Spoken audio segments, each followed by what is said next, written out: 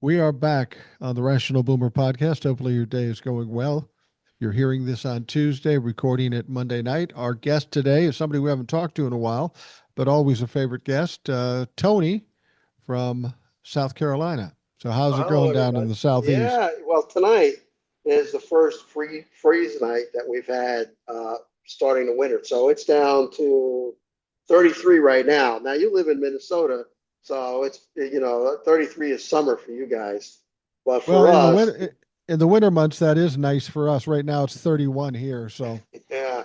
And I have these three little dogs. I take them out and I walk with them in the backyard, and they are rushing to do their business and rushing up the stairs, and they want no part of this cold weather. It's just getting everything ready. I have a swimming pool, so you have to kind of winterize it. You have to let the pumps run at night. You have to, if you're going to get down to freeze, you have to put something over the outside faucets so they don't freeze. I put some water in the pool. That means that hose is going to be frozen tight tomorrow. so is 30 the 30s kind of the low end for the winter for you, or does it get Yeah, colder? yeah, yeah. It could get down to not, but very rare. It can get down to the teens, but that's rare. We've had a couple ice storms since I've been up here. The ice storms, one of them was horrific. It was like being hit by a hurricane. The other one wasn't so bad. Yeah. Last year, I think we had one snow event. So when I say snow event, I'm talking 4 inches. But since I live in a retirement area, folks here don't know how to drive in the snow, which is weird because they're all from up north. They come here to live to get away from snow, and they completely forget how to drive it. So, they're slipping and sliding, and they're dangerous. We were down in Savannah last year around I can't remember when it was, but it was winter and they got about 3, 4 inches too down there, which ain't shit to us. It's no big deal. No, no, But no. they're closing businesses. Nobody's on the roads. I'm driving down the road and people look at me like, "What the fuck are you do? You do realize what we got going on here?" I go, "Shit." I've driven in I've driven in 12 inches of snow with the snow still coming. I don't like doing it. It's dangerous, but it was a weird experience. It's been a while since I've been back down to Savannah, so because we had a baby and well, I didn't have a baby. My son had, I was and my going to daughter-in-law say had a baby. Yeah, yeah, 68. Yeah, yeah. My wife and I have decided in the last year or so that we're not having any more kids. So that that well, you don't that want to bring them into the world. and it's a matter of capabilities too. When you're 65, it's a little more difficult to accomplish something like that. Let's talk about what's going on. You're down in the southeast. I'm up in the Midwest. Um, we had this whole thing with this shutdown for 40 days. Republicans kept trying to tell us that Democrats were doing it. That wasn't the case. Nobody was buying it. Everybody knew it was the Republicans. Then we get down to last night, and 8 Democrats. Interesting thing about these Democrats, they are all either not running for reelection, or they're not Iron. up for reelection, or they're retiring. And those just happen to be the folks that said, yeah, we'll vote for the CR. And so that happened. And everybody in the country is saying the fucking Democrats caved again. What are your thoughts about that? Do you feel like it's So them yeah, caving? so we were winning the argument. You lose a shutdown argument when public opinion against is against you. So we had Right. public opinion on our side this time. We were winning. We were winning the argument. Right. Um, so do I think the Republicans were going to cave? They were split. You have Marjorie Taylor Greene and her caucus on one side, looking for an end to that, which is surprising in itself because pigs are starting to fly again. Um, and then you have those that said no, and then you have Trump who frankly couldn't give a shit. He knows he's not up for Right. reelection, so he's not going to care one bit if people are suffering. He just I don't even think he knows. He had this big party down in Mar-a-Lago. He thinks that there's no inflation. All this stuff that he's been told. His dementia is full display. But having said that, I am now convinced that Chuck Schumer supported an end to the shutdown and set in motion a plan to wait for the election and to see what the results of the election. Well, the election should have further stiffened their spines, and Absolutely. instead they get the election results, and then they do what I think is a betrayal. They had one issue, right, which is we want the healthcare subsidies back for the ACA. That's it, nothing more. They offered a 1 year deal, um, which should have put the Republicans in a bind for not voting for a 1 year deal, and they walked away from it. So they completely caved. They completely disgraced themselves. People are just furious and pissed off across, and we can only get our information from social media, but this is going to have an effect. It's going to have effect in fundraising. This is going to have an effect in enthusiasm for the brand. People are not going to go out. With any luck, two things could come out of this. One is AOC decides to now run against Chuck Schumer in New York. And the second is that Congresswoman from Arizona finally gets sworn in, and we get the 18th, the next signature that we need for a discharge petition for the Epstein files. So, those are the only two things I can think of that are good coming out of this. But I'm angry. I'm really mad.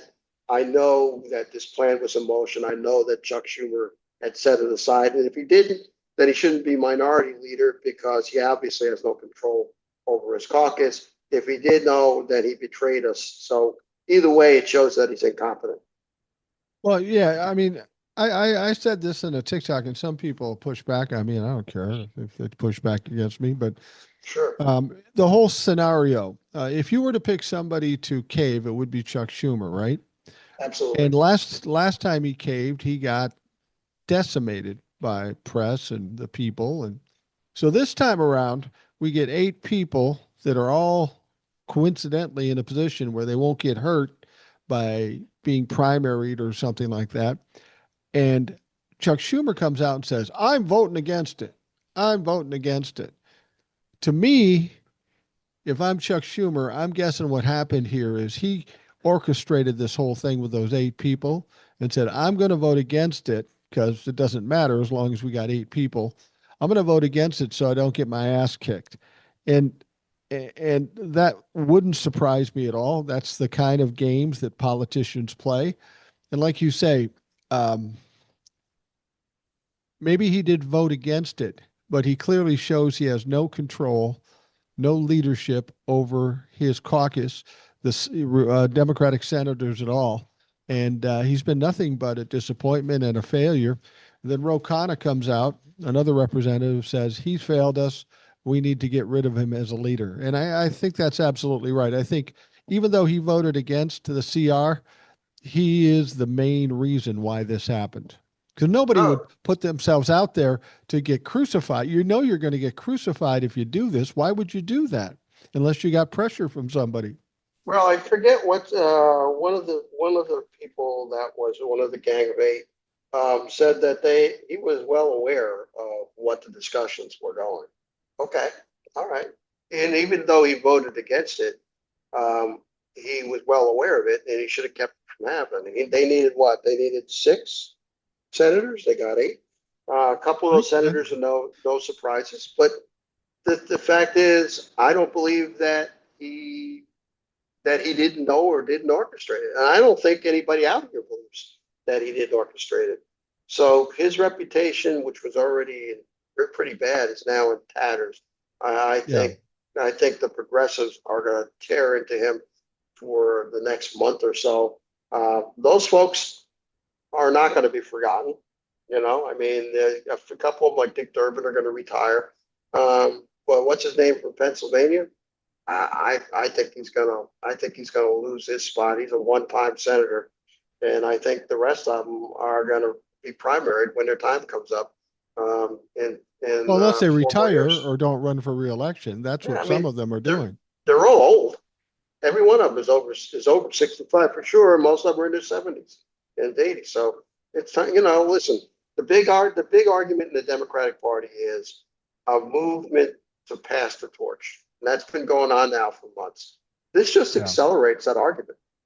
The oldsters, our generation, it's time to pass the torch. We can't be trusted. We came from a different time where, the Congress fought hard, but at the end they shook hands and then they came up with a deal. We're not in those times now. And we need a more aggressive approach to politics than we're getting from the oldsters. Um, we have what's her name running from Washington D.C. She's like 85 years old. What the hell? We have Yeah. the gal up in Maine running, and she's old. She's going to be 80. Yeah. It's time. Why don't they let go? And they're not helping us. And so the progressives, this is the time for, if you're a progressive, to fight hard, and time for you to step up and then run for something. Mike and I can't run for anything because we're part of that generation. Yeah, we're So old white guys. Well, I'm an old white guy. You're not, but I'm not. But our approach is to influence things and to agree with that the younger generations need to step it up. I saw something with Obama. He's been very visible lately, going yeah, around the country, and he's very supportive of young people, to step up and to start demanding their place. They're the ones that are being impacted by all this. So it's bad. It's bad for Generation X. It's worse for the millennials and the Z's. And they need to come up and do something if they want to make a change in their world. yeah. Well, a lot of people are talking about how bad this is for the Democrats. These 8 people voted to continue the continuing resolution. Those 8 people, do they shine a bad light on all of Democrats? Does this give all of Democrats a black eye? Well, the midterms are a year from now. So in a year, there's going to be a lot that happens. And people are going to be maybe more angry, and they will come home and vote for Democrats regardless of who's running. That's what I believe. We will forget this moment, for the people that are going back to. I mean, there were some side deals to put the federal workers back in place, and to give them back pay. There was some good things that came out of this, but the whole fight was over health care. And now the message ought to be the same as it's been, which is the Republicans have never liked health care for, either government provided like Medicare or subsidies for, commercial insurance. They've never liked it at all. And that should be a very strong message going forward for the next year. And I think every Democrat that's running for office needs to stay to that, and they need to stay with the, affordability, because, Trump is not backing down, and I don't see anybody on the other side telling them, no to tariffs. Supreme Court's going to come up. They'll probably vote against the tariffs. He'll just ignore them. Well, I think we need to address why Republicans don't like healthcare. And there's only one reason why Republicans don't like healthcare. It's not had nothing to do with the health of the citizens or the affordability to its citizens. They don't give a fuck about that. There's only one reason why the Republicans and some Democrats are against universal health care or that sort of thing, is because they're getting paid, they're getting funded, they're getting fed by big pharma, the insurance lobbies, the medical lobbies. That's where their bread is buttered. And they're going to appeal to their sugar daddies as opposed to the people they're supposed to represent. That is absolutely the truth. I take it a little step further.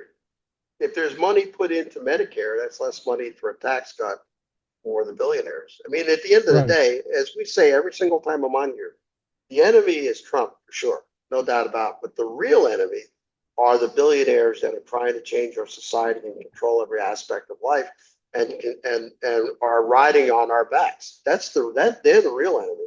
And if someday we can convince the Reds that, hey, you need to kind of join with us, or should join with us, because you're being taken for a ride by the same people that you don't like either. So Yeah. they're the real enemy, and so they control everything. And you're right, it's big pharma. It's certainly the insurance companies. The insurance companies are going to charge double and triple. So, and they're going to pay out less now. They won't have to pay out. and the profits will be huge, and the stocks will go up, and it'll be at the expense of 20 million Americans on the ACA, and I don't know, 40 million Americans on Medicaid.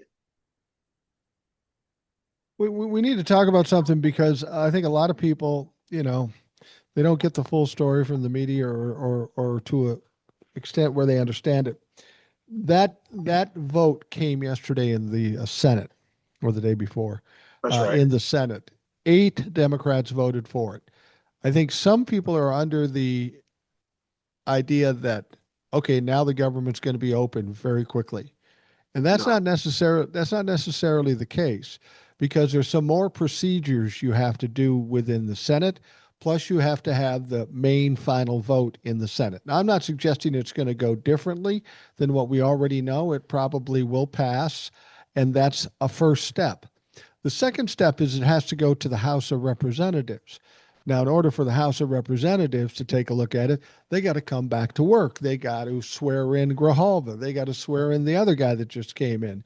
So that's going to be making Donald Trump a little fucking nervous because he doesn't want them back. He doesn't want the discharge petition sent out to try to release the Epstein files. So now it's got to go to the House, and it's got to pass the House. And we also know the Democrats aren't going to be helping out at all in the House. They may not need to, but there are Republicans that have constituents that depend heavily on ACA. So who knows what they're going to say. The Senate doesn't get the final answer. It goes to the House. And then the big one, Donald Trump has to sign it. Now, you would think Donald Trump would just sign it right away, right? Because his Republicans got the win. I'm going to sign it away. But as you pointed out, in that bill the Senate did and sending back to the House, there are some giveaways that they made. One being that they're now not going to fire all those federal employees like they said they were, like Donald Trump wanted to do. They're not going to do that now. Donald Trump will fuck up anything. Donald Trump will blow up anything. He doesn't care. And he'd love to see the House continue to be closed. Who's to say Donald Trump just doesn't veto that motherfucker? And it's certainly not going to have a super majority. So we have this decision, but I don't think it's done yet because I don't trust Donald Trump. Sorry for saying that because I just don't. I don't know that he's going to sign it because he's going to look at it as given an inch. And he doesn't want to give an inch. That's what he said the whole negotiations. Well, a couple things. Number one, that is the House's budget bill that's being held up, right? So it's a CR from the House, a House bill. So wait a minute. No, it's their bill. The Senate got it. Right. They added some things and they changed some things. That's why it has to go back to the House. Right. So the House has to vote on whatever the Senate added, and there's no guarantee that they will do that. Well, I haven't seen anything that would be a deal breaker for the House. Other than the House coming back, for other reasons other than the bill. So I think I think they want to reopen the government. And I think they want the gotcha on the Democrats. That's what I think. I truly believe that. I agree with you. Yeah, for Donald Trump, getting the Fed, he was not. He blames the closure of the government for the big losses last Tuesday. So I think he's going to want to get out of this himself and then live to fight another day. To be honest, I think he's going to sign whatever's put in front of him that comes out of the House. I don't think he's going to veto it. Federal workers back to work. I don't think he gives a shit one way or the other if they come back. I don't care. He cares more about the ballroom than he cares about those federal workers. Air traffic controllers coming back. That's a win for him. He's going to take this as a giant win, and he should, because it was a giant win for him and a giant win for the Republicans. I just think that's going to trump everything. Well, hopefully that's true, and hopefully that's how it happens. But you have to understand, you're looking for common sense and logic coming from a guy who bombs fishing boats in the ocean, is going to attack Argentina, and lies about tariffs and lies about deals and says he ended. Right. He's a wild card. I mean, if Yes. something happens leading up to the point where he's signing it and the Democrats pissed him off because he thinks the Democrats are the ones that getting the blame for this, I could see him saying, fuck it, I don't like it. Go back and do it again. Well, I could see him doing that.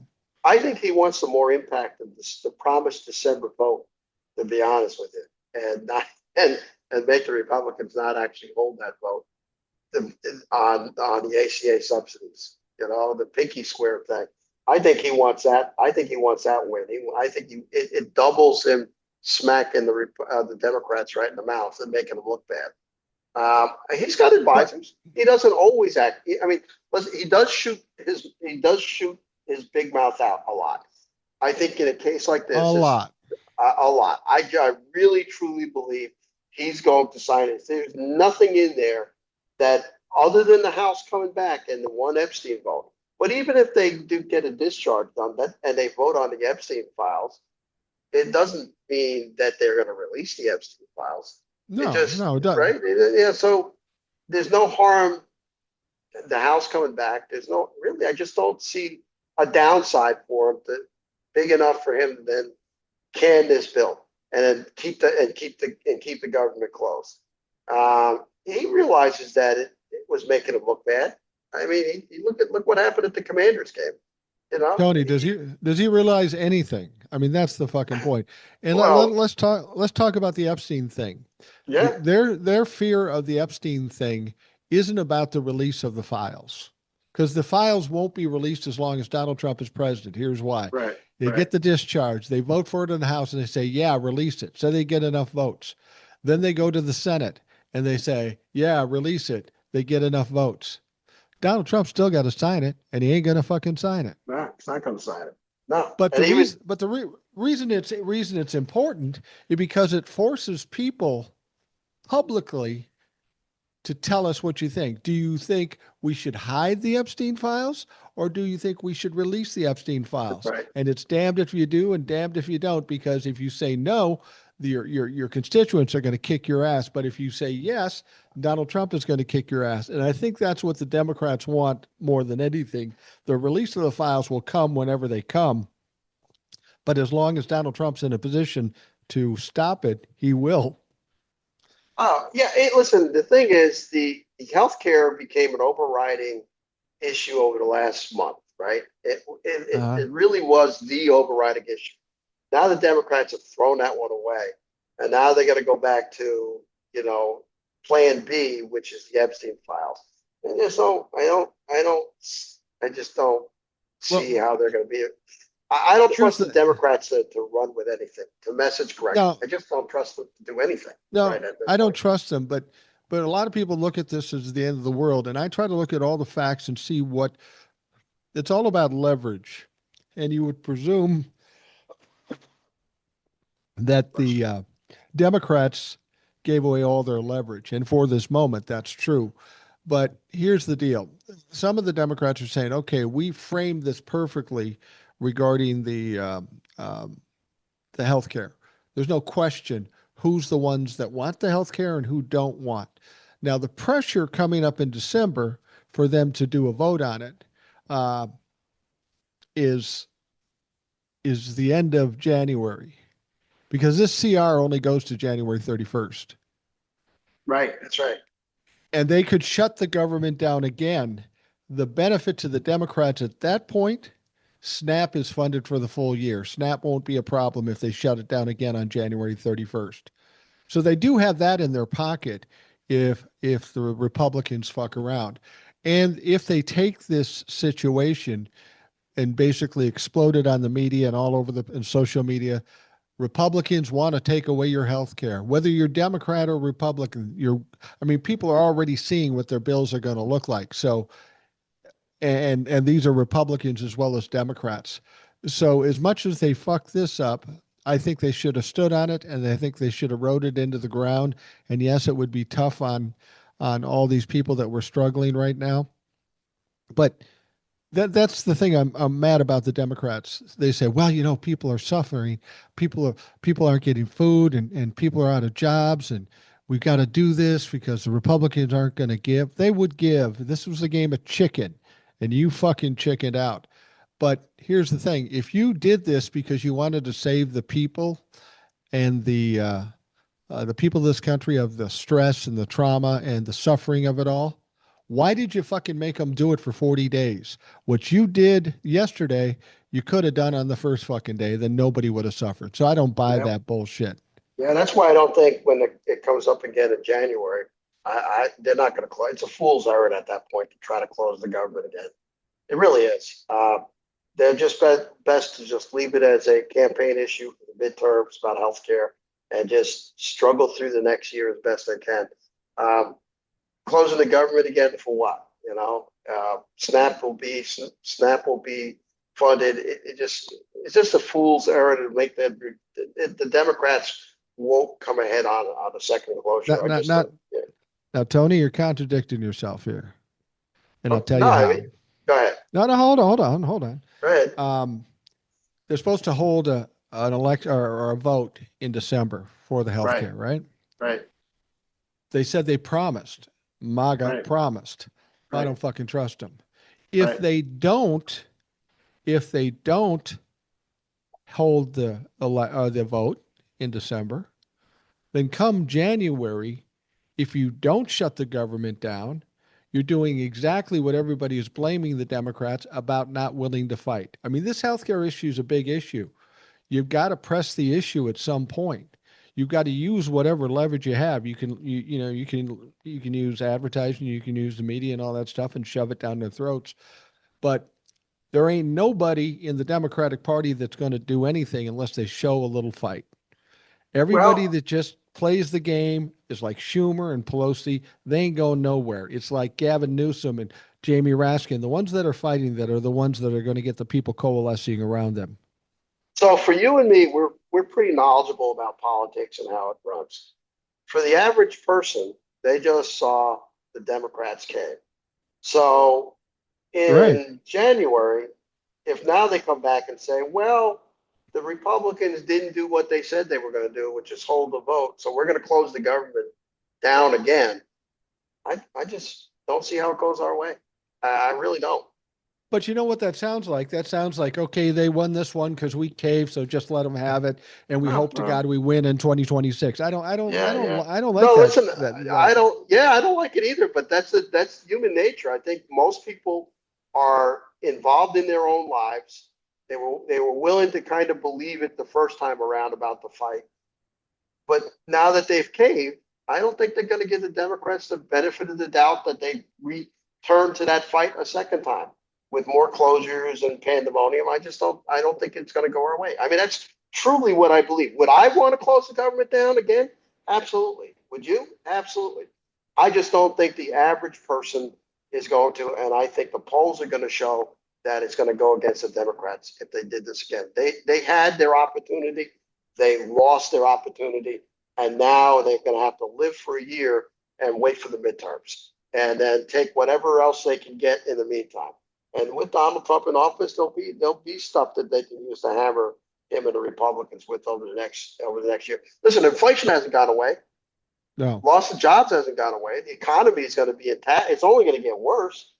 There'll be a year of more bad financial news in people's lives, in addition to healthcare, in addition to people in losing. And we don't know what the Supreme Court will do with a host of issues. So there'll be stuff that will come out in this whole 1 year that will be bad for Donald Trump and particularly the Republicans before the midterms. But shutting this down, I just think that's a fool's errand, and I think politically it's not going to work for us. Well, if it were a political issue only, I would agree with you. But if we literally have tens of millions of people without health care or put in a position where they can't afford health care, tens of millions of people who don't Oh have yeah. health care, that's a huge issue. And there's going to be a backlash, not only from Democrats, but Republicans in all the towns. And for us, we at least have to give the perception that we're doing something because, like I say, we can't say, well, we lost that, we gave up, so we're just going to um, let it go and hope to God we get elected. Well, they're not Um, going to do that. They're the, going to message. They're going to message they the got shit out of it. they yeah they got to message the shit out of it. But there's, like I've said before, with the Democrats, the people who are going to win are the people that show some fight. And there's a lot of people that don't show fight. I'm talking about Nancy Pelosi. I'm talking about Hakeem Yeah, Jeffries. I'm talking about yeah, Schumer. I'm talking about Cory Booker. I'm talking about all these yeah, motherfuckers. yeah. You're right. We need to eradicate the Republicans, but that's not going to be the fix to this country. We're going to have to eradicate the Republicans and blow up the Democrats. I mean, Absolutely. Which will happen change in this fucking year, right? everything. January comes, primary season starts.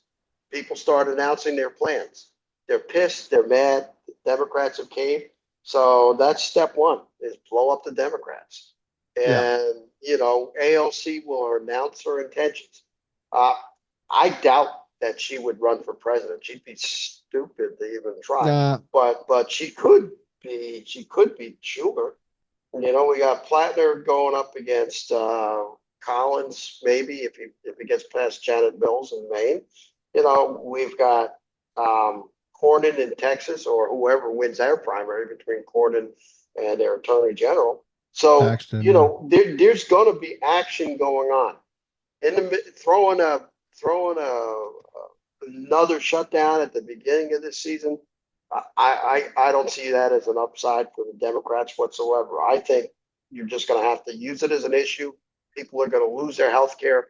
People are going to be thrown off Medicaid. And just like with ICE, there's going to be stories galore that are going to show up mostly on social media because I don't trust regular media to do anything about these stories.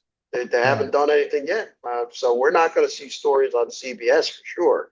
Never mind, maybe some on MSNBC or whatever it's called now, MS Now. But it'll be a year of nothing but bad news, which was not good news for the Republicans going into the midterms. So Well, let it ride, and let it go. well, the other part of this is something I've said since Donald Trump took office is that people are so stupid, whether they be Democrats or Republicans. The only way out of this is an absolute catastrophic crash in any number of things, whether it be financially, whether it be, uh, humanity or whatever. It's unfortunate, but that's what it's going to take to get some Yeah. people to open their fucking eyes and understand what's Yeah. going on. Yeah. Now, you mentioned the Supreme Court. Now, there's a couple of situations, and one they already lost. That was a bit of good news yesterday. The Supreme Court got the question about same sex marriage. Yes. Yes. And Yes. Yes. everybody was so worried about that. They go, oh, they're going to go with Donald Trump and they're going to vote against it. And of course, that's going to throw everything in an upheaval. But they said yesterday, yeah, we're not taking it up. So that's done unless they come back with another court case and go through the whole process again. But we'll be past the 26 midterms by then. But that's a loss for him. That's a loss for the Republicans. That's a loss for Well, Donald it's for the Trump. conservatives for sure. Yeah. And the other one is the tariff thing. Now we know we had oral arguments on that, and it didn't go well, even from the Did not. conservative judges. If Donald Trump loses this tariff case, that's going to be devastating. It's a horrible loss. It's his whole economic plan. He's got to find a way to pay back what he says trillions and Yeah, usually I think there's billions. like $50 billion supposedly Yeah, right something like now, that. something like that. And yeah, nobody knows where the money is. Well, that's the other thing. That's the other thing, And where is that 50 billion? Nobody knows. No, nobody knows where it is, and it kind of goes back to something I brought up with regards to SNAP. When Donald Trump shut the country down in the first term, he used the emergency funds to keep SNAP going. This time he said no.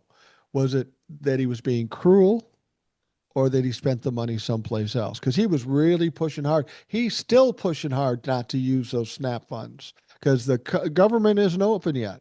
And we don't know when for sure it'll be open. When it opens, everything's fine. But I think we need to continue to look at, prove to us the money's there. Because my guess, the way he's behaving, that money was spent on a fucking alligator alley or a plane for Christy Nome or whatever the fuck. because we don't know where that money came from. I think personally he was just being cruel. He, in his demented mind, he saw that as a winning issue for him. That, you know, the people who get SNAP are his voters. He figured they're not going to walk away from him. He is Donald Trump after all, and they're going to blame the Democrats for not getting food items. And for the 25 or 35%, the really high hardcore, you can see it when you read social media. They truly believe it was the Democrats who did this. But for the rest of the country, the other 75%, they knew. They knew. Yeah. So yeah, I don't think it was a lack of money because he would just borrow money and if he needed to, from wherever the government borrowed bonds and things like that. So it was just cruelty to make it an issue, put more pressure on the Democrats to bow down to him, which they eventually did anyway. Well, I will agree with you that the cruelty had to be a certain aspect of it. And we know this for sure because blue states like my state and like California said, listen, even if the feds aren't going to pay you, we've got money set aside to cover the people in our state with SNAP. Yeah, And he had the Wisconsin as well. audacity, Wisconsin as well, and he had the audacity to call up those states and say, don't do it or we're going to take away federal funding. Well, what about states' rights? You know, what do you care? This is about trying to be cruel, trying to make a point. So people should recognize that. Now, if they open up the government, then the SNAP budget, the SNAP funding, emergency funding isn't an issue because then it'll go back just as it were. Yeah, And yeah. it's good to know that they've set it up for the next year so we don't have to go through this bullshit again. Yeah, I mean, can you imagine it, just the sheer audacity and the callousness of taking away food for people? But that's his entire, it's not just Donald Trump, it's his entire administration is like that. They Entire couldn't, they Republican could, Party. yeah, they couldn't care less about poor people. And, you know, I've, like I said, I've said many a time, I've given up on people um, being having brains. They just aren't. They're stupid. You know, they vote against their interests over and over again. But with the stupid people who are starving, then there were lots of good people who might not vote at all, or who might vote for Democrats who are poor. And you know, I have relatives in Mississippi. They depend on that, and I had to send some money just so that they could buy some groceries. You know, Right. um, they they could not afford to buy, and that's with going to food banks. So that's supplementing their own. And I was taken aback by how many stories came out about people wanting and needing food. I mean, you know, that's the beauty about social media is you get to see these videos, and it touches your Yeah. heart, you know, when Yeah, it you see does. that, and you go, you know, this is really sad. And the only thing I can do is contribute to a food bank, or in my case, provide needy relatives with some money to help them get through a rough time. And then you then look at the Republican Party and you go, what's the matter with you guys? Where's your souls? And they don't have souls. And so, you know, I know that being blue, though not always smart, is definitely, and though we have people like Schumer and the rest of the gang, you know, we're on a righteous path, you know, and we don't message well because if people could see that we're on a righteous path and that we're in support of regular common folks in everything we do, maybe they wouldn't worry about, you know, trans rights and all this other shit that they get wrapped around the axle with. Well, you know, everybody talks about messaging. And if you listen to the Rational Boomer podcast, we have no problem with messaging.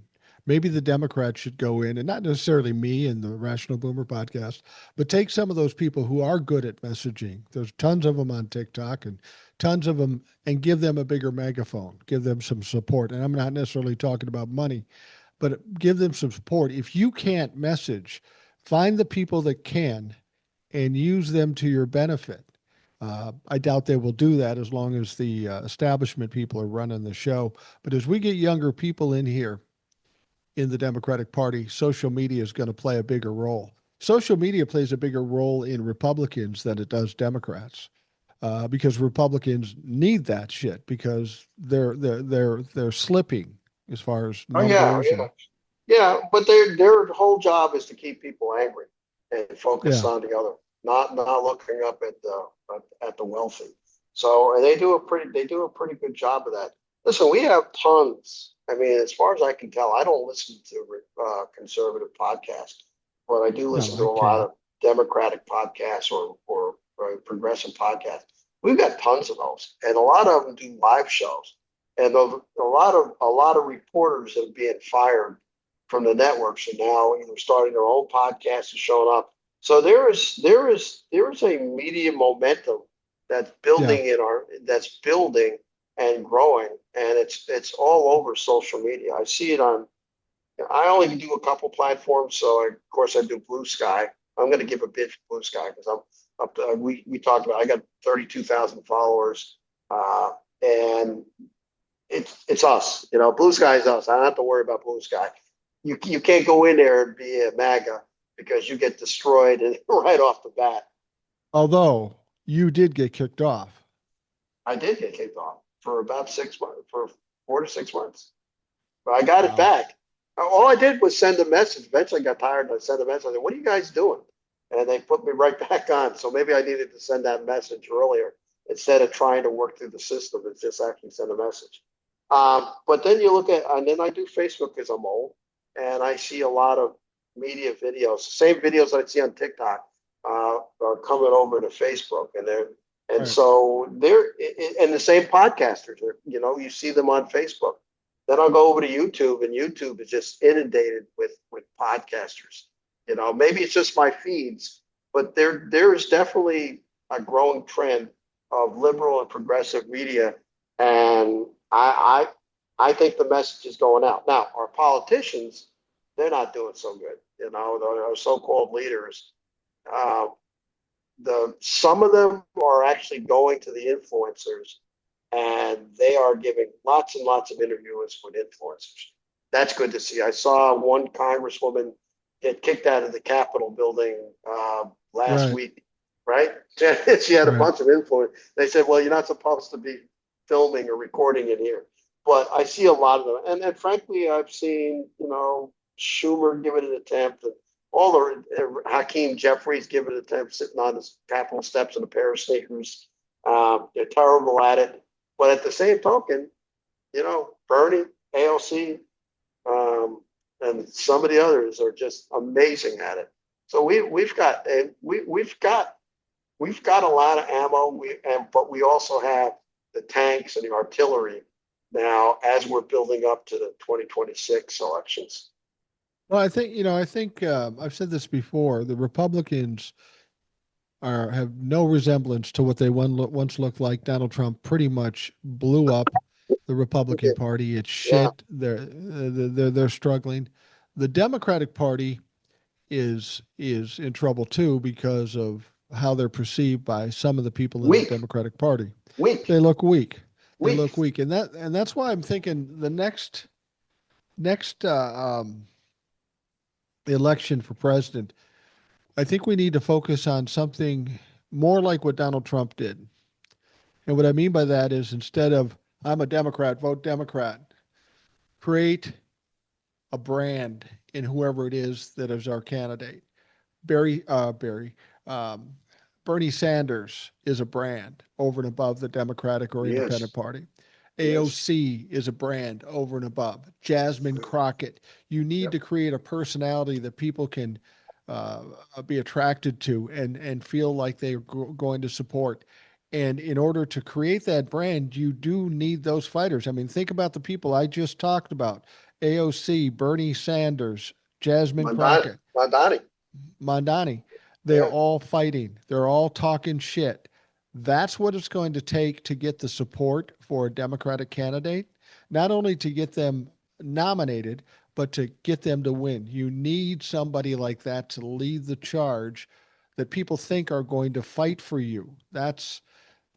Honestly, and it didn't do it intentionally. It's just my personality. People say, "How do you get so many followers? You're an old guy talking about politics." Yeah, I'm an old guy talking about politics, but I'm saying fuck you. I'm spitting in your fucking eye. That's right. And people appreciate somebody willing to fight. That's right. And that's what our Well, politicians need to understand. if I had to look right now, Gavin Newsom seems to be doing everything right. I mean, Yeah. he's using the language, he curses, he's innovative. He seems to have a great team around him. He's hitting hard, followed by J.D. Pritzker. I don't see anybody else other than the AOC and those folks that are would be in contention for my vote. The only thing, and I think at least with Gavin Newsom, he's not going to have a Merrick Garland in charge of the Would Attorney hope General. not. That's going to be important, right? Because whoever gets elected is going to have to swear that they're going to prosecute whatever crimes were done in this administration. And his very first act should be to put Jack Smith and make him the Attorney General, right? And go from Or there, somebody of that side. somebody of that substance. So, but he's fighting, and he's the only presidential candidate. I see Mayor Pete Buttigieg, but I see him a lot. He's smart, but I don't. He's to me. He's a well. Let's get together and heal the country. There's no healing this fucking country. The next Yeah. administration, if it's a blue one, is not going to heal the country. Not at all. Hasn't healed. It has never been healed. When Obama got elected, and we weren't healed, and when Clinton was elected, we weren't healed.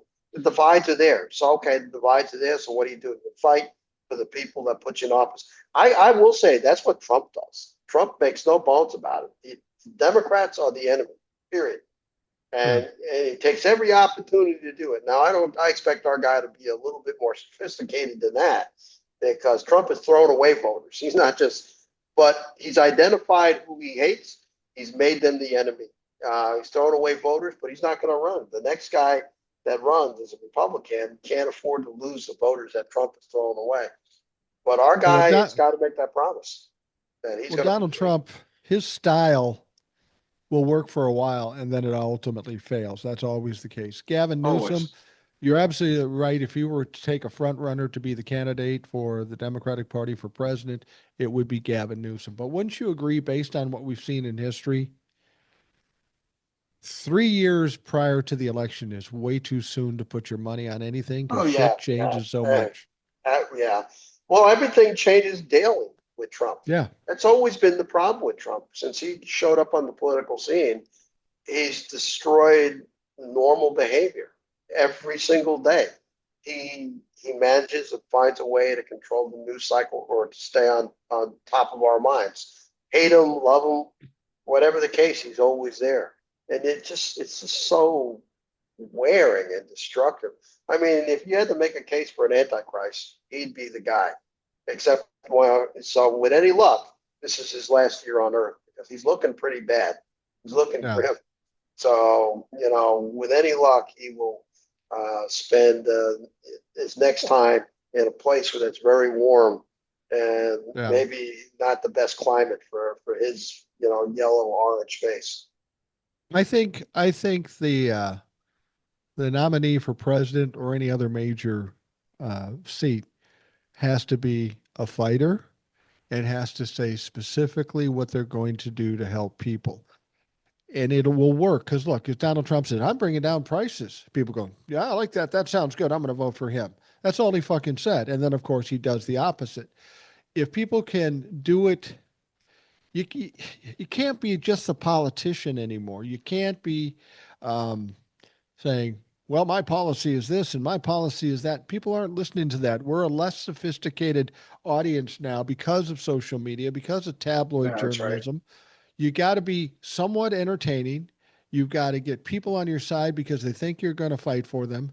And then you've got to be specific as to what you're going to do. You want universal health care? We're going to get you universal health That's care. right. You want forgiveness on loans? We're going to get you forgiveness on loans, and this is how you're going to do it. You Yeah. got to be in Yeah. their face. You can't be pussyfooting around like a No, but Schumer or a they need Pelosi to did. limit how much he needs to have three, maybe four big Yeah, items. Universal yeah, health care would be a great one as far as I'm concerned. but the economy would trump that.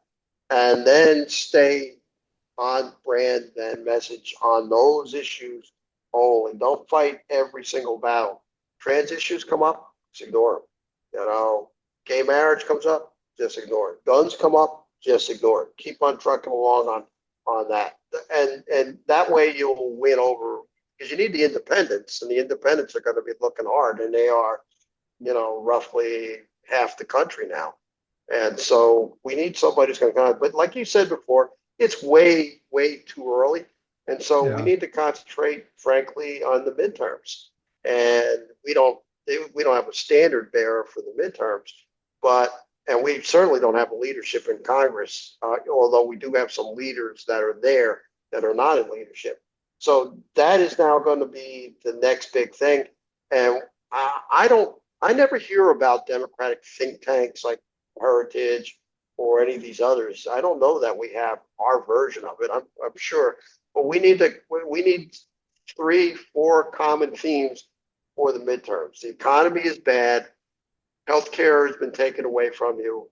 I don't know, a couple others along those lines. Just big, and just stay there and stay there and stay there and club. Oh, ICE is out of control. Not immigration. ICE is violating people's rights, and stay to those 3 things. Um, Trump has managed to close the border. I mean, that's not necessarily a bad thing that he's closed the border, so the next guy won't have to deal with it.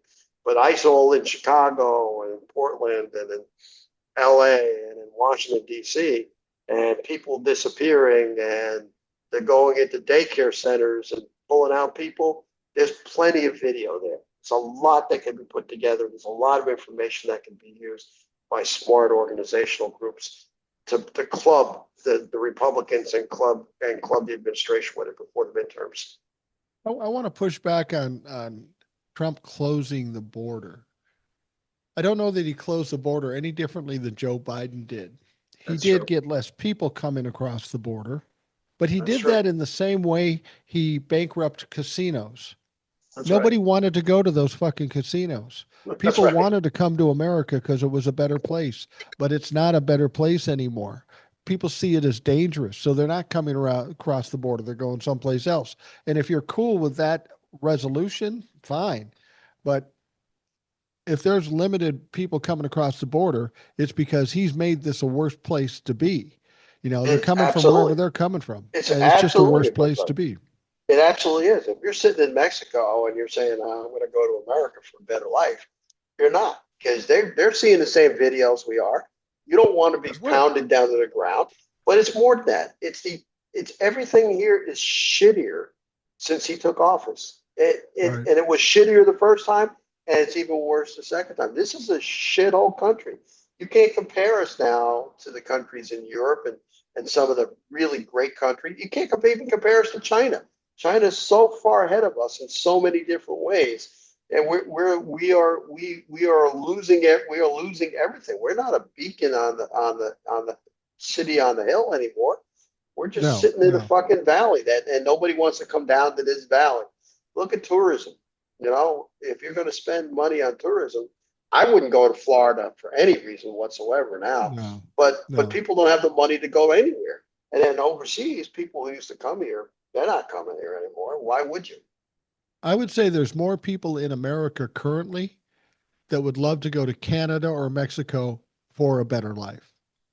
I know there are because people will say, "I'm moving to Canada, I'm moving to Mexico, or whatever." And who could ever imagine that that would have happened? This country still has the ability to be great. It's just unfortunate. I mean, this is the way I've explained it because people always get on me about me kicking Benjamin Netanyahu's ass. People of Israel, cool. They're fine. The country of Israel is fine. Their leader is a fucking criminal. And that makes Yes. that place harder to support. And I can say that only because we have the very same situation here. The people of America at the core are pretty decent people and they want the best things for themselves and the people around them, but we are being led by a fucking criminal, literally a fucking criminal. I mean, I was talking to a Trumplafuck, and I said he's got 34 felony convictions. He goes, name them. I go, what? You don't read a fucking paper? You don't know that he's been convicted? Do I have to tell you? Doesn't matter if I tell you. He was convicted by a court of law. Fuck you. But that's their answer to me. I've got a contractor coming here tomorrow, and we got to talking politics, and he's stupid. Yeah. Now I'm in South Carolina, so I mean, he's You got a lot he's of a that down nice, there. yeah, he's a nice guy. You know, he's a red, but he's stupid. He has no fucking clue about anything. And so after about 2 minutes, I go, really worth talking to you about any of it. You know, it's not, let's just stay with, what are you going to do for pressure wash my house tomorrow? Uh, and he's the one who brought it up. I didn't bring it up. He's the one who brought it up. And he's not a diehard anything. He's stupid. He's just not. And unfortunately, that's the United States. We are a country of stupids. And we used to be a country who aspired to great things. You remember the 60s, Yeah. right? I mean, going to the moon and science and development. And yeah, okay, some of these things weren't good. And the country was just, it was great. We thought of ourselves as great, as an example for the rest of the world. And we're not even close to that anymore. I think the difference is 60s had its problems, 70s had its problems. But It through did. those decades and in the 80s, we seem to be attempting to progress, to make progress. And right now, the reason it seems shitty is because everything we're doing is regressing. We're regressing in every possible way. We're not looking to move forward. We're People are looking to move backward, and people Well, don't like that shit. let's face it. We know who the villains are: the billionaires and the very wealthy who Yeah, own the media and propaganda, who created a Trump for their own purposes. Let's face it. Every you can't. They take nickels and dimes out of every dollar we make, and they don't want us to get anything in return from the government because they want to keep their tax money. At the same time, they want their roads and they want subsidies from the federal government for their businesses. But they are the reason why this country has gone the way it is. Yeah, Trump is bad. He is their harbinger of doom, right? But they are the ones who created this climate, and it started with Ronald Reagan, and it's just gotten worse since then. They just found the perfect psychopath to now put in office. And it took him a long time to find somebody because nobody would act the way he does because he's damaged goods, the lies and the giant ego and the rest of it. They found somebody to further. And so we are at certainly on, if we're not at the very bottom of the trough, we're on our way down there. But they did it, yeah. so they can get another super yacht or whatever they do. They did it, and the only way to balance against them is the government has to break up their businesses. The government has to prosecute them when they are doing something wrong, and we don't have that now. We have a criminal organization in charge of the country, bankrolled by the very billionaires who have taken over our society. Let me ask you this. I'm a firm believer. This is why I think, if there's a catastrophic crash and horrible things happen, um, people say, well, you got to keep fighting. I said, I've been fighting for 5 years. I've been saying the same thing for 5 years. It just seems to me that crash is inevitable for people to learn a fucking lesson or wake up and get involved. And that's unfortunate. But we've seen it in the past. And I'm a firm believer that from really bad things, good things come from the other side. Good example. We got the Depression, and then we got FDR, Social Security, and all that other shit. Things changed. So I'm wondering, especially with the healthcare thing, the way it stands now, if it crashes out and millions, tens of millions of people suffer because of the healthcare, the Republicans ignoring it and trying to crash it, I wonder if even Republicans will maybe have more of a stomach for universal health care when we get out of this fucking deep pit and things start moving the right way. When somebody says we want universal health care, all these people that suffered say, yeah, that might be a good idea. because the Republicans have messaged and said, well, we can't do it because we can't afford it, which is bullshit. Um, but after people have suffered mightily and this country has gone through what it's going to go through with the health care, do you think people are going to be more interested and more amenable Well, to something like universal health care? no matter how bad it gets for the Republicans, the billionaires will continue to use propaganda against the rest of us. So we need an individual, sort of like Obama, somebody that rises to the point of just being great, and everybody goes, "This is the guy. This is the guy that he's the OG of that." Who then wins a massive election, right? And has control of the Senate and the rest of it. And one of his big topics is universal health care. Right. So if we got that, yes. If we don't get that, short of that, then we will have the same health insurances who will then influence Democrats not to vote like they did with Obama. Obama had a chance at it. And Right. I personally don't think he fought hard enough. It was 3 senators that stopped him, really, and Right. all 3 of them got contributions from insurance companies. Right. Well, don't you think that there may be some lessons learned, or at least there should be some lessons learned from the likes of Mondami? I mean, he came out and said, I'm a socialist Democrat or Democrat socialist, which doesn't mean he's a socialist. Right. It means he's a Democrat with the socialist things, which is truthful because this country is full of socialist programs. To suggest there's no socialism in this country is That's right. absolute That's stupidity. right. Of course there is. But he stood up and said, "Fuck the rich people. I'm going to help the people that need it in this city." And he won by quite a number. But That that winning and actually um, controlling that city with all the interests, sanitation, police, city council, all the rest of it are 2 different things. So do I think he will be able to pass through a tax the rich? Yes. But he's got to actually be able to succeed. honestly, I don't care if he succeeds because I don't live in New York. Okay, Right. all I'm saying is the way he did it Yes. should Yes. be that note should be taken by the Democrats. Yes. Because I will tell you Yes. this: the Democrats have to win in 2028 by any means necessary. Any That's means right. necessary. The gloves have to be off. You have to do what you do. We found out you can say fucking anything, and whether you follow it up or not. I mean, every presidential candidate promises a million things and maybe gets 2 or 3 things. So let's shoot for the fucking moon on this thing.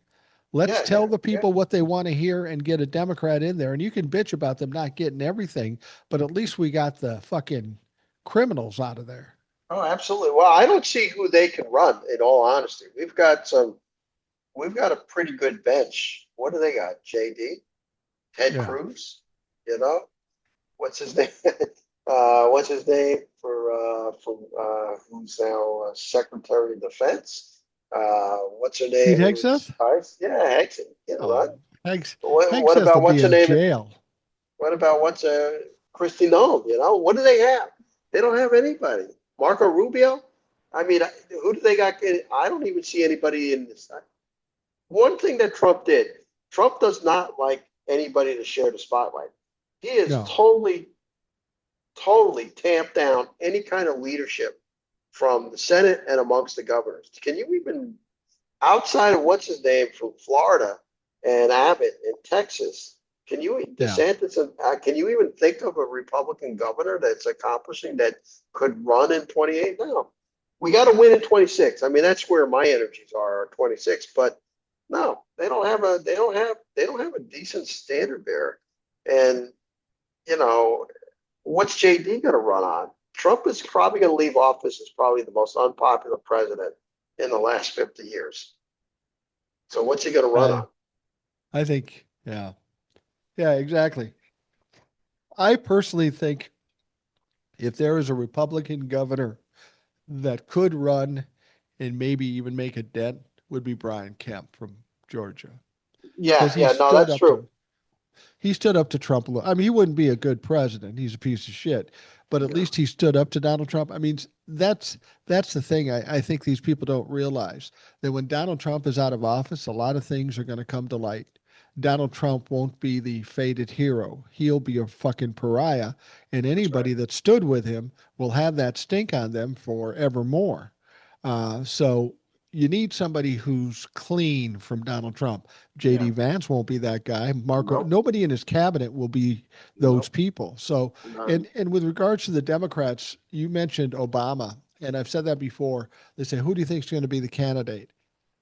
And they say, well, Gavin Newsom. I said, well, it could be, but I think what's going to happen with the Democrats between now and 2 years from now, our candidate, like you said, will kind of emerge. It may not be somebody we're thinking of right now. They will do something or say something. I mean, people in this country will fall in love with anybody for any stupid thing.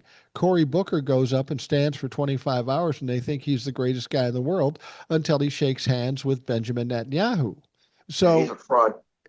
yeah, he's not a good guy, and I'm sorry to say that because I kind of liked him. He's like Hakeem Jeffries. Somebody's going to emerge. Somebody will rise to the moment, man or woman. And I'm presuming a man because clearly this country has a problem with electing a woman. But I think they're going to emerge, and there's going to be so many things that are going on.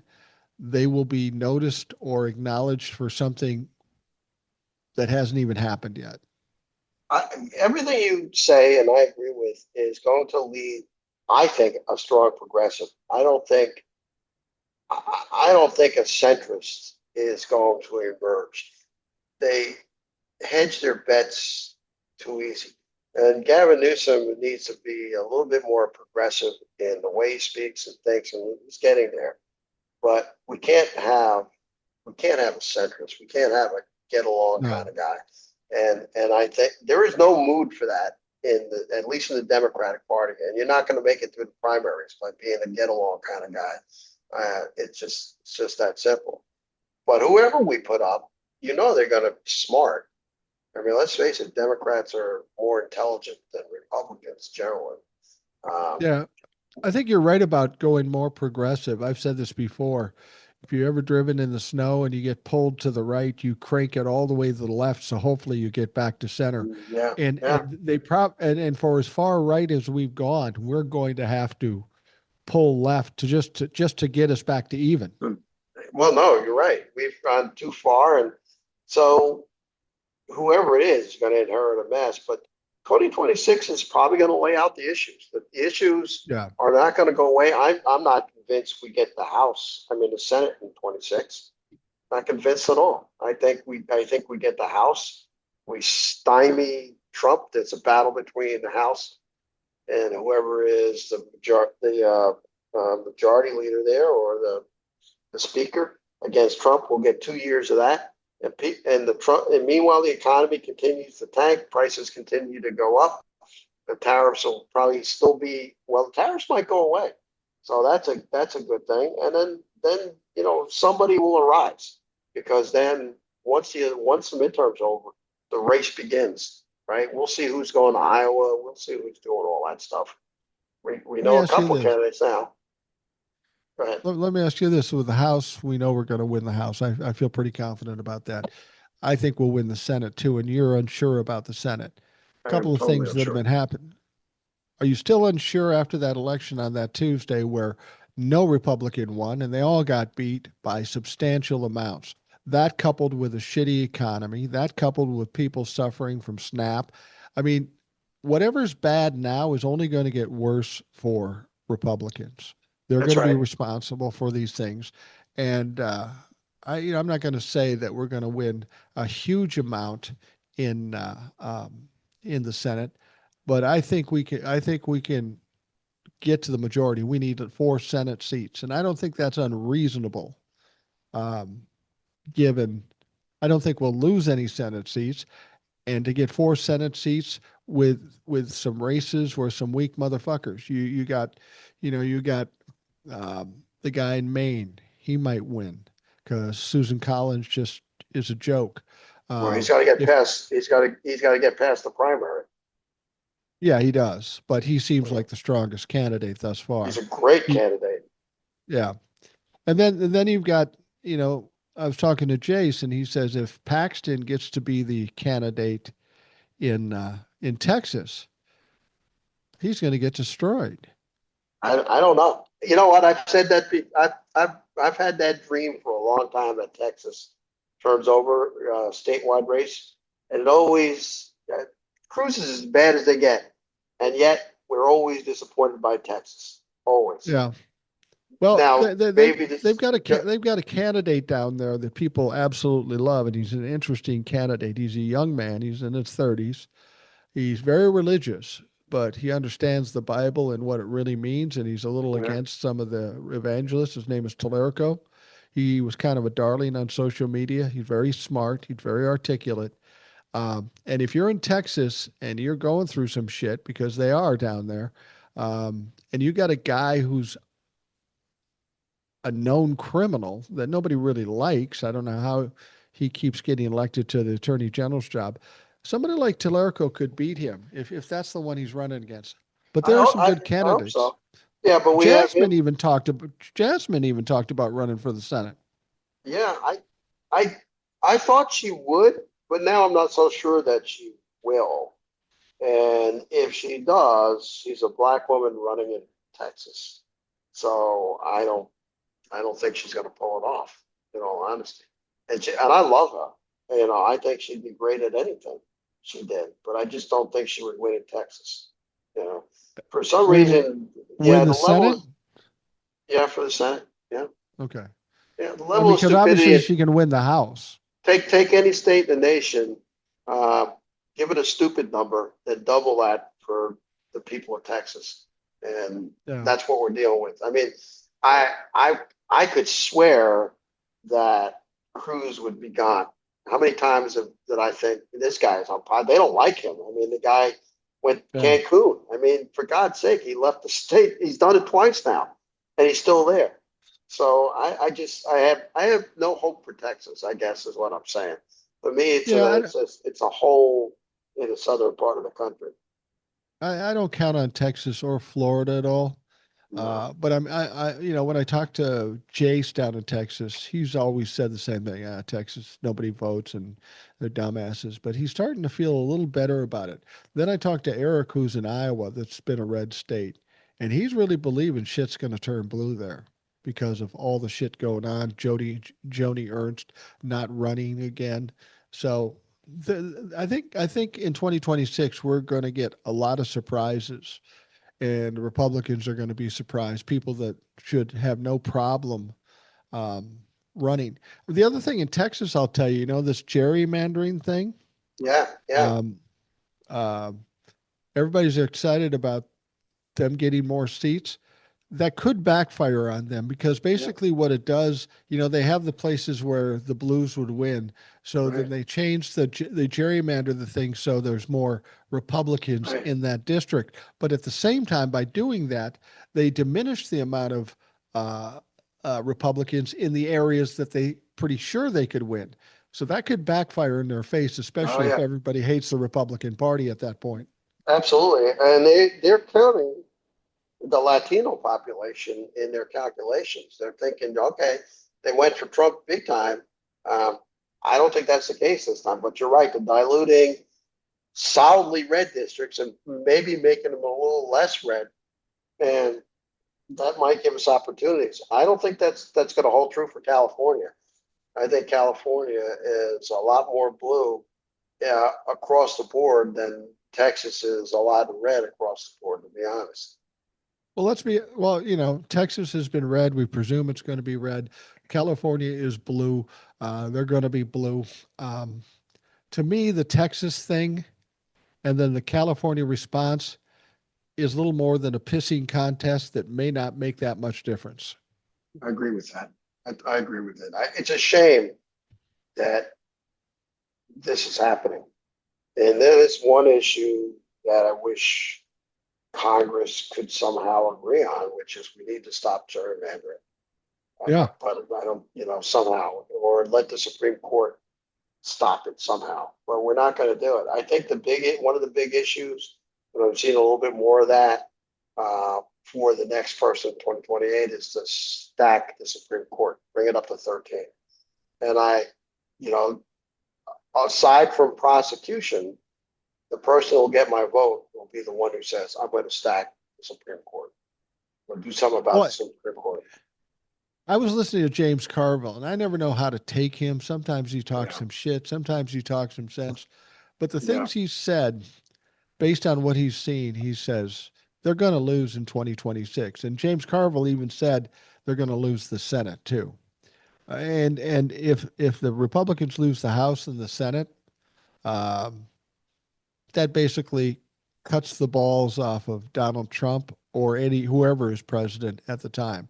The Republicans won't be able to do anything except watch hearings and uh, testimony from their criminal cohorts.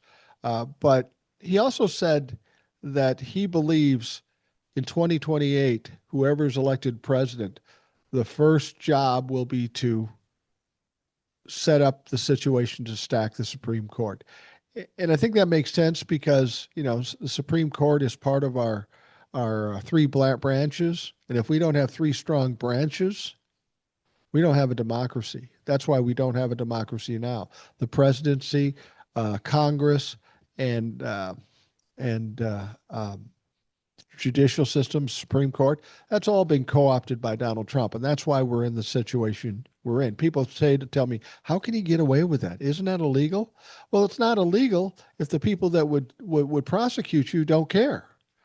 So That's right. that's why we have the trouble we have now. So there's going to have to be some changes in the judicial system. And I would hope too that somebody addresses the Supreme Court and Well, straightens that shit out. and it's an easy, I mean, we have 13 judicial districts and we don't have, so We we have need nine judges or nine nine justices. judges. So, we're short, right? We're short four.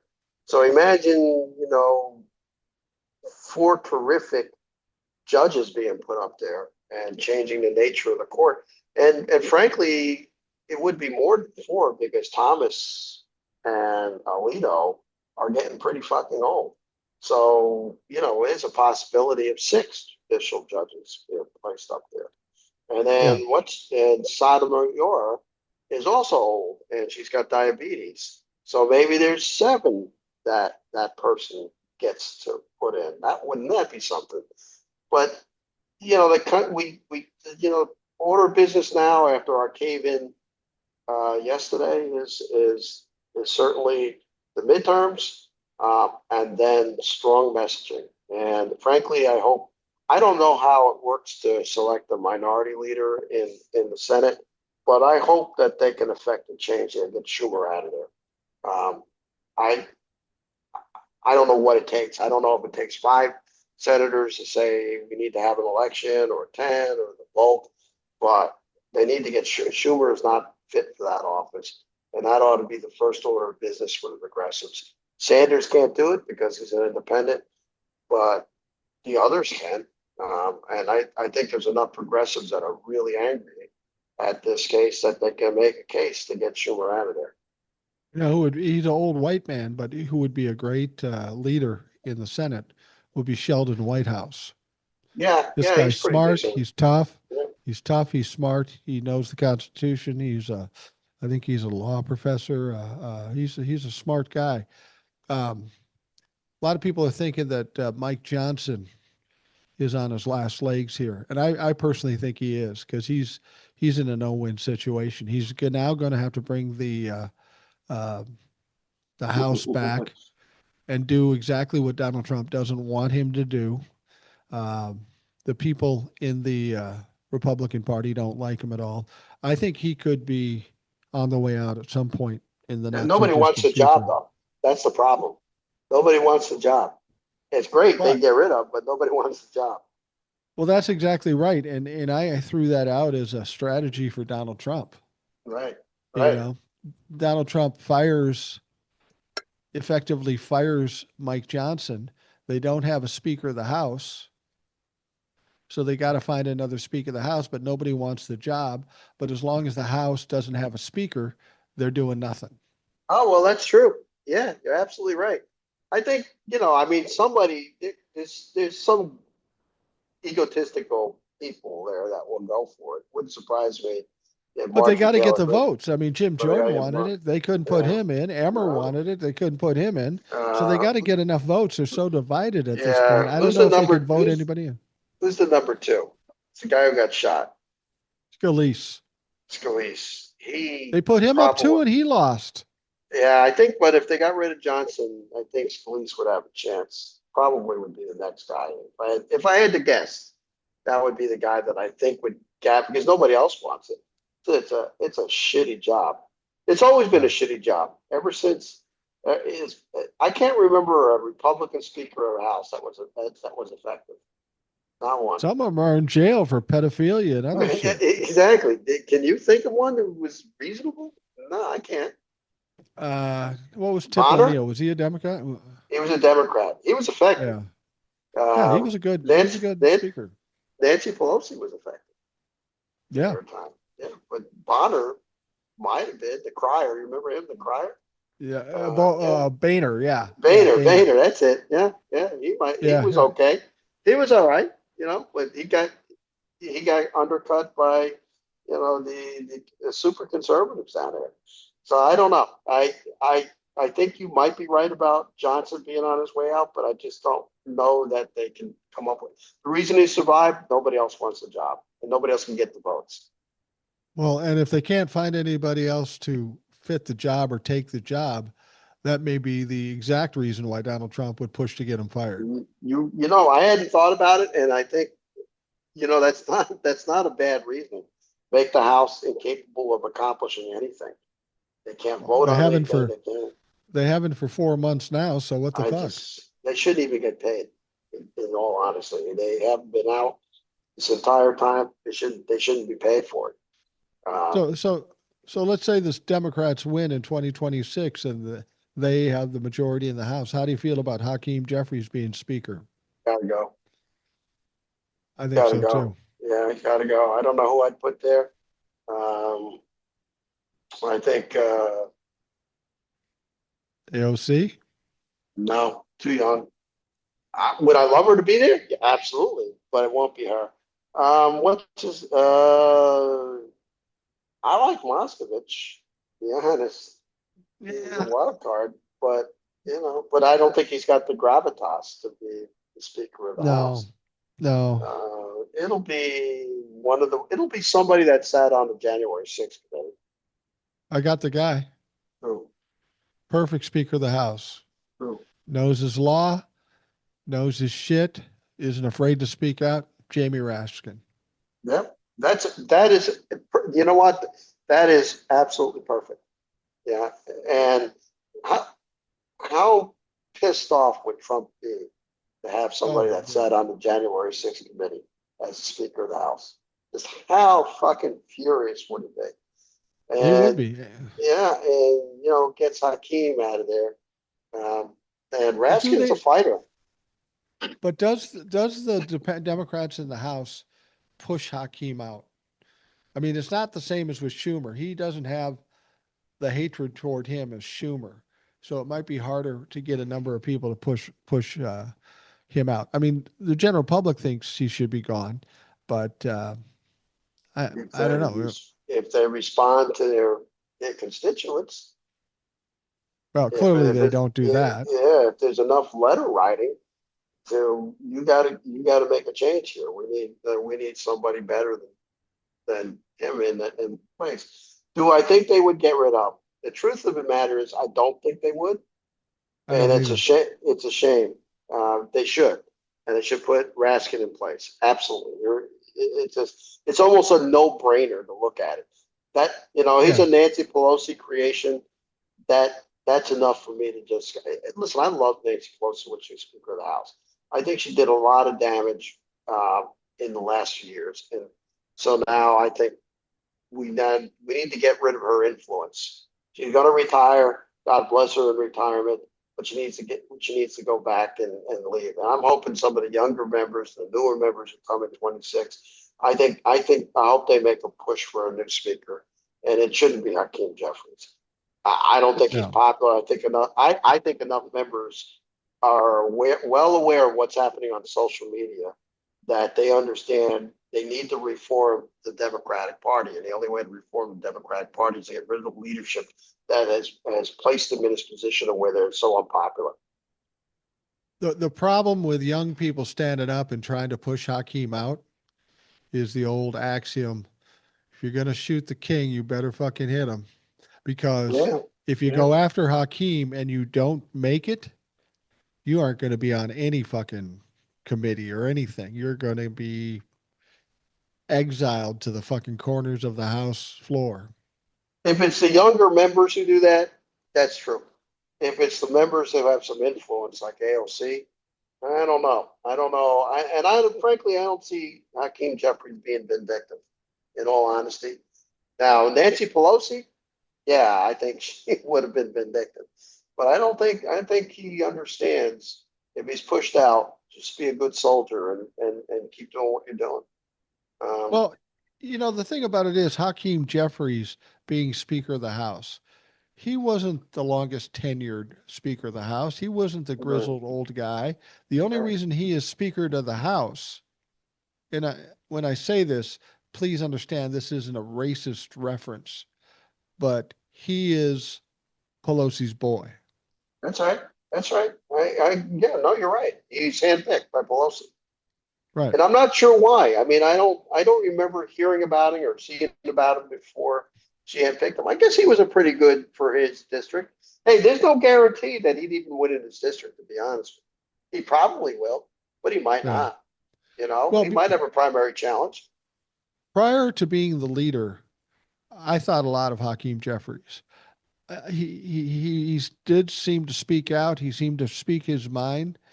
The thing that bugs me about him, and it shouldn't bug me, but he has some affectations the way he talks, because it's all everything he talks about is a comparison.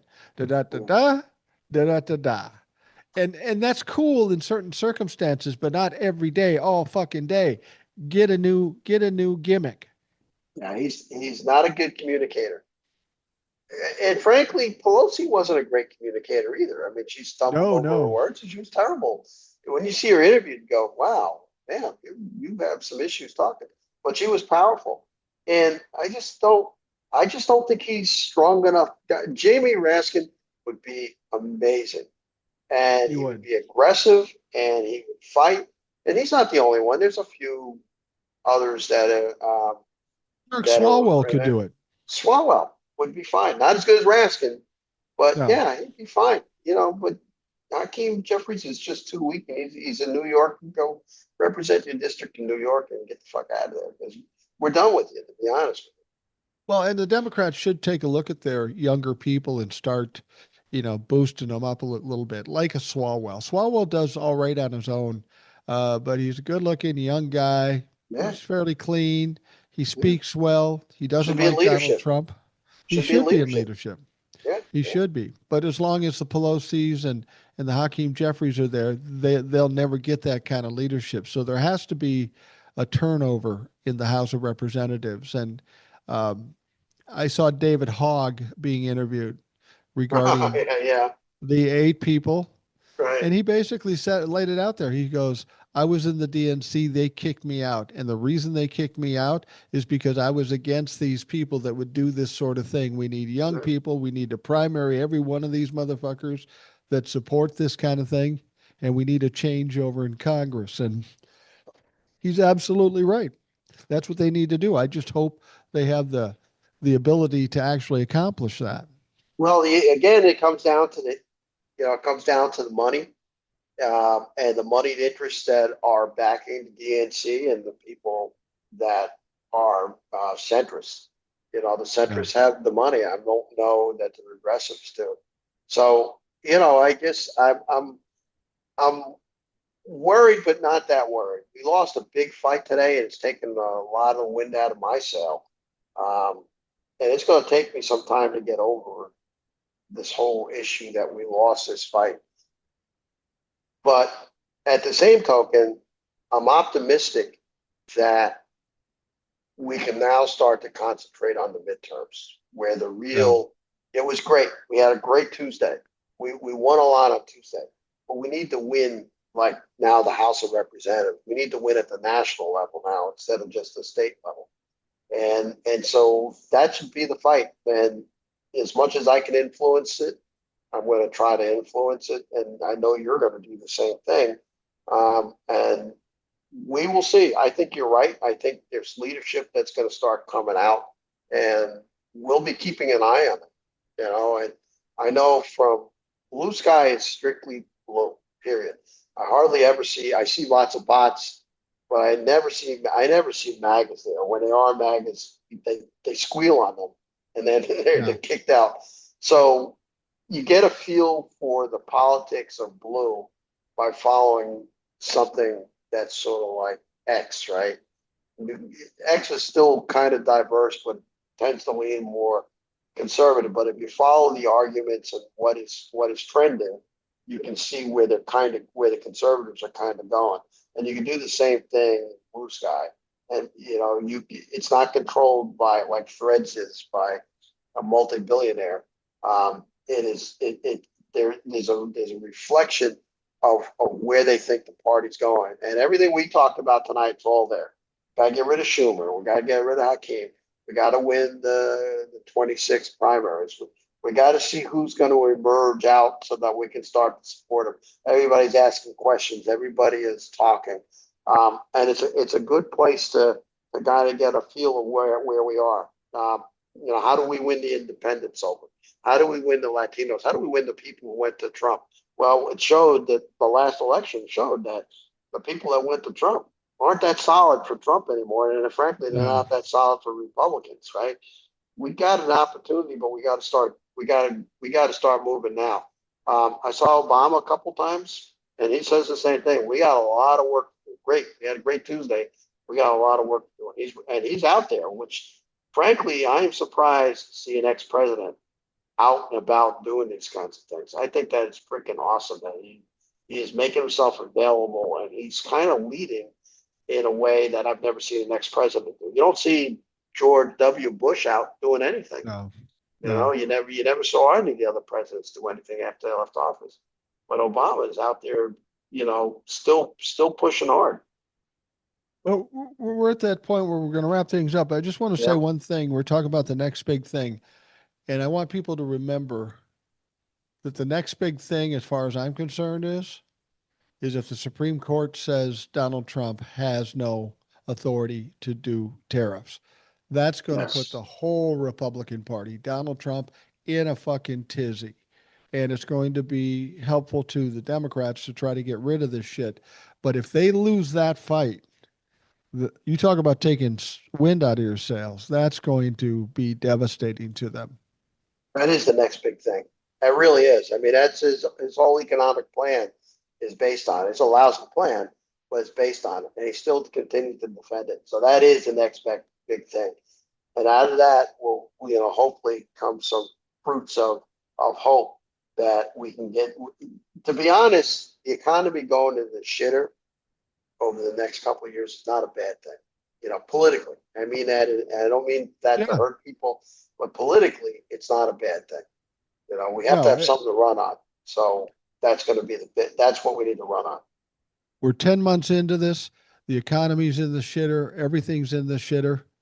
Donald Trump isn't changing anything. He's making poorer choices. If you think it's going to get better between now and 26 or even now and 28, you're fucking crazy. It's going to get worse. If they got their ass kicked on Tuesday, the potential for it to be even worse than that is there because more people are going to suffer.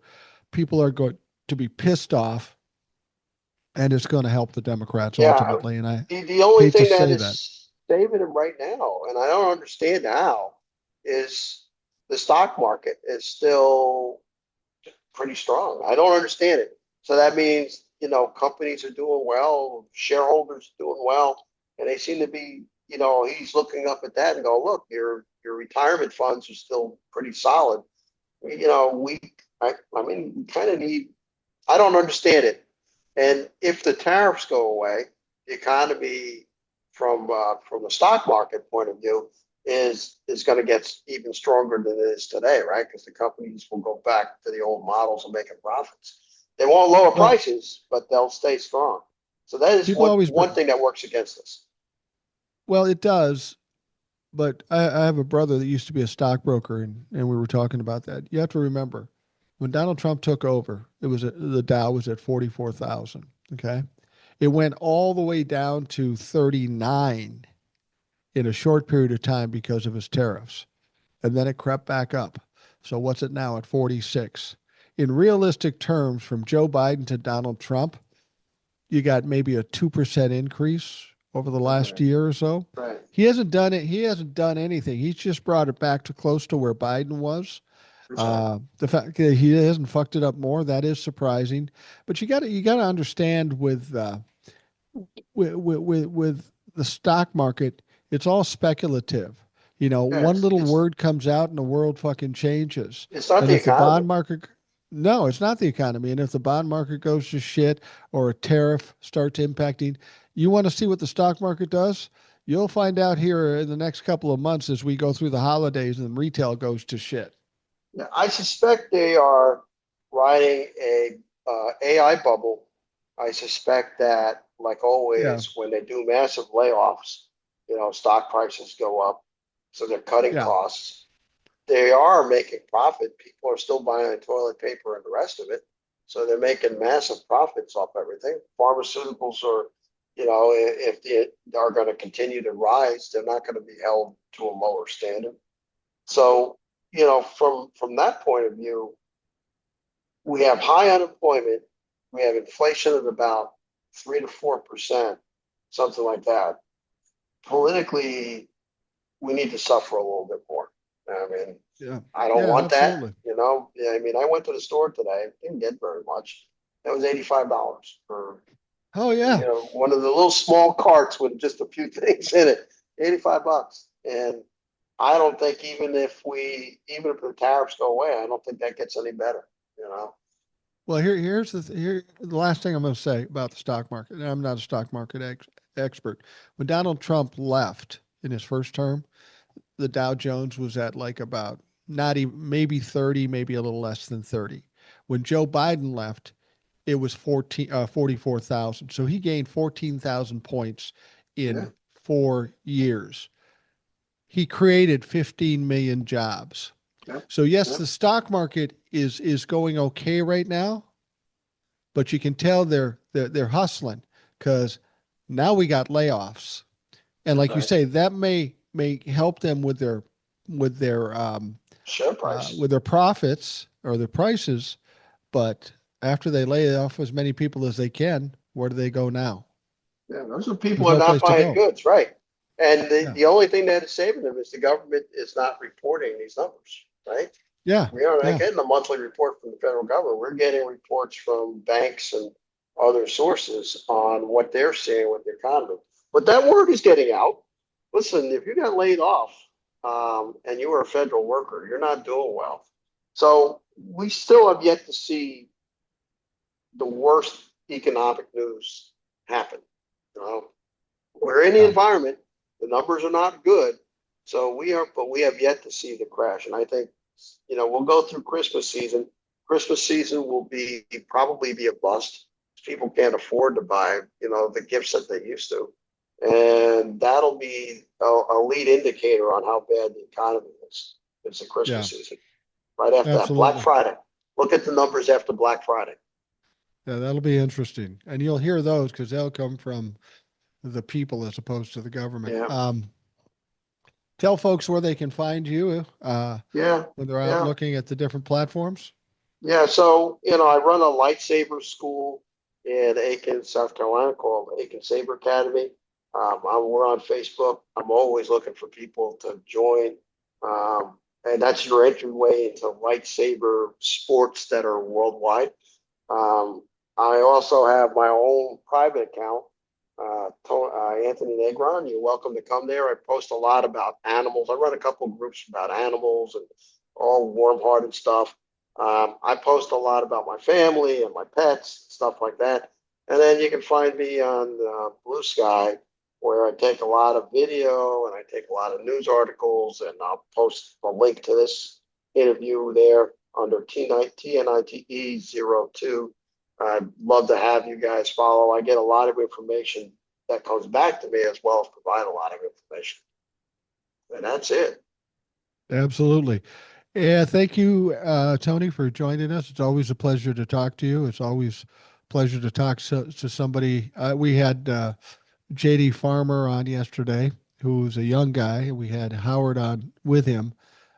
So it's nice to just sit and talk with another old guy who we can talk shit to and talk shit about and go over what's going on in this country and hopefully help people understand it better. That's really the goal here. For those of you listening, I want to thank you for taking the time. I hope you have a great day, and we'll talk to you again tomorrow.